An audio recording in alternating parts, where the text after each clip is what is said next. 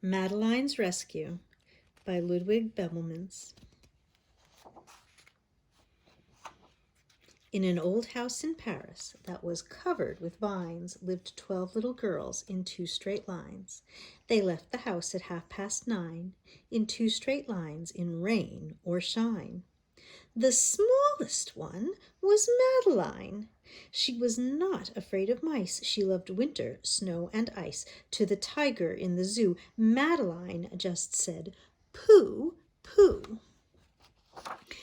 And nobody knew so well how to frighten Miss Clavel until the day she slipped and fell.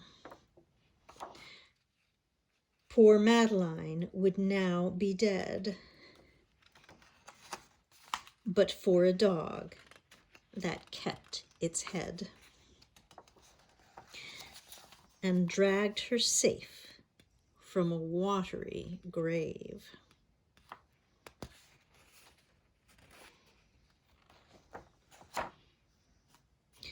From now on, I hope you will listen to me. And here is a cup of chamomile tea. Good night, little girls. I hope you sleep well. Good night, dear Miss Clavel. Miss Clavel turned out the light. After she left, there was a fight about where the dog should sleep that night. The new pupil was ever so helpful and clever. The dog loved biscuits, milk, and beef, and they named it Genevieve. She could sing and almost talk, and enjoyed the daily walk. Soon the snow began to fly. Inside it was warm and dry, and 6 months passed quickly by. When the 1st of May came near, there was nervousness each year. For on that day, there arrived a collection of trustees for the annual inspection. The inspection was most thorough, much to everybody's sorrow. Tap, tap, whatever can that be? Tap, tap, come out and let me see. Dear me, it's a dog. Isn't there a rule that says dogs aren't allowed in school? Miss Clavel, get rid of it, please, said the president of the Board of Trustees. Yes, but the children love her so, said Miss Clavel. Please don't make her go. I dare say, said Lord Cuckoo-Face. I mean, it's a perfect disgrace for young ladies to embrace this creature of uncertain race. Off with you, go on, run scat. Go away and don't come back. Madeline jumped on a chair. Lord Cuckoo-Face, she cried, beware! Miss Genevieve, noblest dog in France, you shall have your vengeance. It's no use crying or talking. Let's get dressed and go out walking. The sooner we're ready, the sooner we'll leave.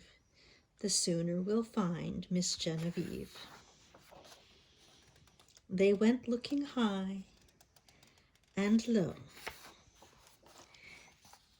and every place a dog might go.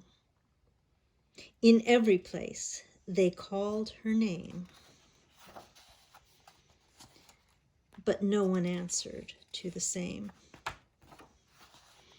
The gendarme said, "We don't believe we've seen a dog like Genevieve."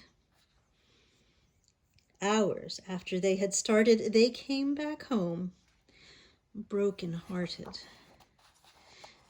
Oh, Genevieve, where can you be? Genevieve, please come back to me. In the middle of the night, Miss Clavel turned on the light and said, something is not right. An old street lamp shed its light on Miss Genevieve outside. She was petted, she was fed, and everybody went to bed. Good night, little girls. I hope you sleep well. Good night, dear Miss Clavell. Miss Clavell turned out the light, and again there was a fight, as each little girl cried, Genevieve is mine tonight. For a second time that night, Miss Clavell turned on her light, and afraid of a disaster, she ran fast and even faster. If there's one more fight about Genevieve, I'm sorry, but she'll have to leave. That was the end of the riot. Suddenly all was quiet.